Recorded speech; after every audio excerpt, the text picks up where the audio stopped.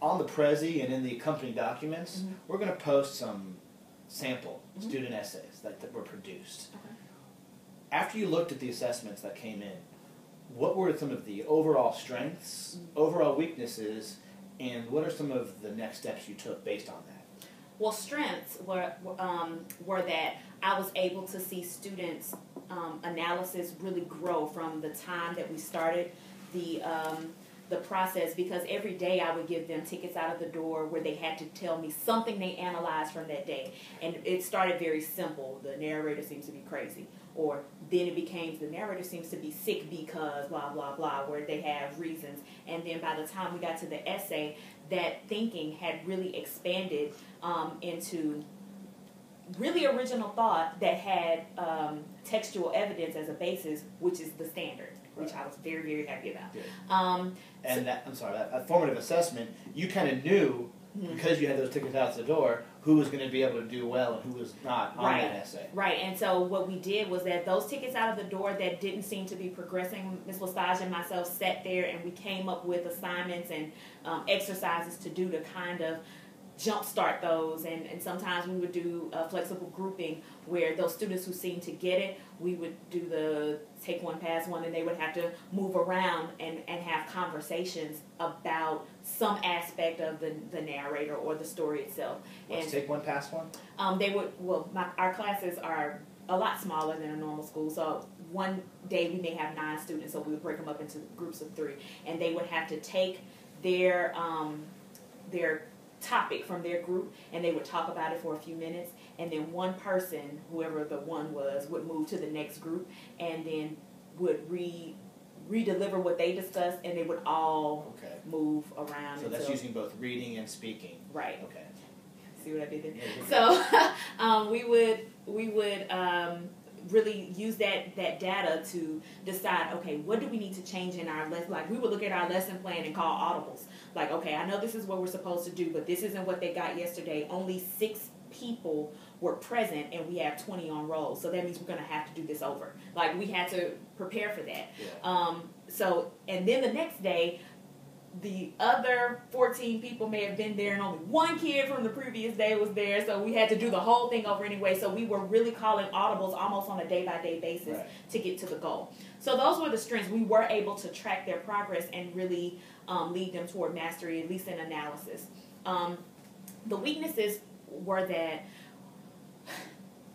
sometimes they just didn't have the skills when they came to us, and it's very, very difficult to move a student who comes to you in a 9th grade class on a 1st grade reading level. Even if you break it all the way back down to straw, it's going to be difficult for him or her. And if they can't read very well, chances are their sentence writing ability and combining isn't going to be there either. Right. And so what we found is that with the student, we could talk to them and they could express their ideas to us, and we understood that they got it, but we didn't have any evidence, any hard evidence that we could show anybody. So their writing skills were really deficient. And what we would try to do was have days where we could have groups and do writing workshops, and those students who had lower writing, we tried to pair sometimes. Sometimes it worked, sometimes it didn't. But Ms. Lesage would take those students who seem to be really deficient in writing and try to do mini tutorials throughout our lesson. Our flexible learning plan, we would try to do mini tutorials within the class period just on writing. I think what I heard you say, though, is really important, which is, first of all, you knew way before the essay who wasn't going to be able to write the essay very well. It wasn't a surprise because you've done that formative assessment. Second, you gave them multiple means of expression. Right. So if they couldn't write, but they could speak it, you would still work with them on the writing, not after they wrote the essay, but before the essay, because you knew who was going to struggle, but you had an alternative method to determine whether they were meeting the specific goal you set. And there's something out there called Universal Design for Learning, where they talk about multiple means of expression, multiple means of engagement, and multiple means of presentation.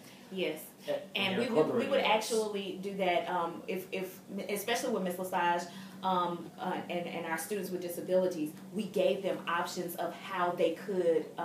They still had to do the writing. That standard I wasn't lowering. You have to present something written, But if we saw that there were some real big deficits, they could do an oral presentation, and they could do shadow boxes, or they could do a PowerPoint and express themselves in pictures and do those things, so we could make sure the skill was being met, and then we could work on the writing. Exactly.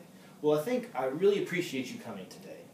A lot of the things you've talked about, while are taken to an extreme in your classroom, are extremely relevant to teachers, because a lot of teachers do have transient students. A lot of teachers do have schools where there's a lot of coming in and out, and we have students who are, who struggle.